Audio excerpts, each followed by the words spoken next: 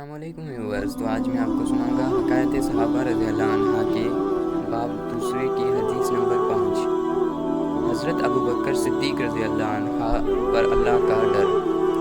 حضرت ابوبکر صدیق رضی اللہ عنہ جو باجماع اہل سنت انبیاء کے علاوہ تمام دنیا کے آدمیوں سے افضل ہیں، اور ان کا جنتی ہونا یقینی ہے کہ خود حضور اقدس صلی اللہ علیہ وسلم نے ان کو جنتی ہونے کی بشارت دی، بلکہ جنتیوں کی ایک جماعت کا سردار بتایا، اور جنت کے سب دروازوں سے ان کی پکار اور بلاوے کی خوشخبری دی، اور یہ بھی فرمایا کہ میری امت میں سب سے پہلے ابوبکر رضی اللہ عنہ جنت میں داخل ہوں گے۔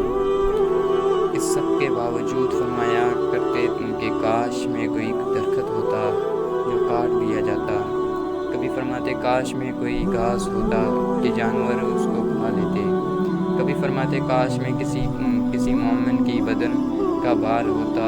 ایک مرتبہ ایک باغ میں تشریف لے گئے اور ایک جانور کو بیٹھا ہوا دیکھ کر ٹھنڈا سانس بھرا اور فرمایا کہ تو کس قدر لطف میں ہے کہ کھاتا ہے، پیتا ہے، درختوں کے سائے میں پھرتا ہے، اور آخرت میں تجھ پر کوئی حساب کتاب نہیں۔ کاش ابوبکر رضی اللہ عنہ بھی تجھ جیسا ہوتا۔ ربیہ رضی اسلمی کہتے ہیں کہ ایک مرتبہ کسی بات پر مجھ میں اور حضرت ابوبکر رضی اللہ عنہ میں کچھ بات بڑھ گئی، اور انہوں نے مجھے کوئی سخت لفظ کہہ دیا جو مجھے ناگوار گزرا۔ فوراً ان کو خیال ہوا، مجھ سے فرمایا تو بھی مجھے کہہ دے تاکہ بدلہ ہو جائے۔ میں نے کہنے سے انکار کیا تو انہوں نے فرمایا کہ یا تو کہہ لو ورنہ میں حضور صلی اللہ علیہ وسلم سے جا کر عرض کروں گا۔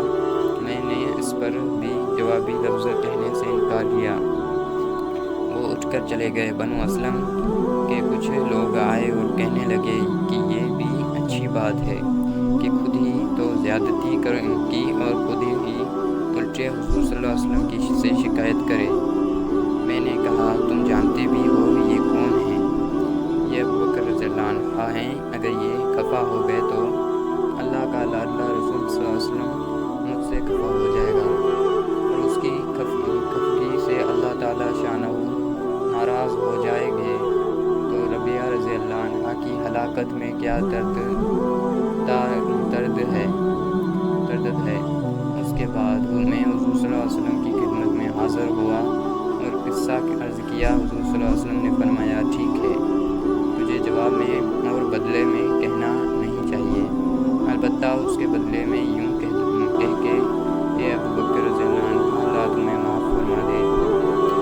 فائدہ یہ ہے اللہ کا خوف کہ ایک معمولی سی کلمہ میں حضرت ابوبکر صدیق رضی اللہ عنہ کو بدلے کا اس قدر فکر اور اہتمام ہوا کہ وہ اول خود درخواست کی اور پھر حضور صلی اللہ علیہ وسلم کے واسطے سے اس کا ارادہ فرمایا کہ ربیہ رضی اللہ عنہ بدلے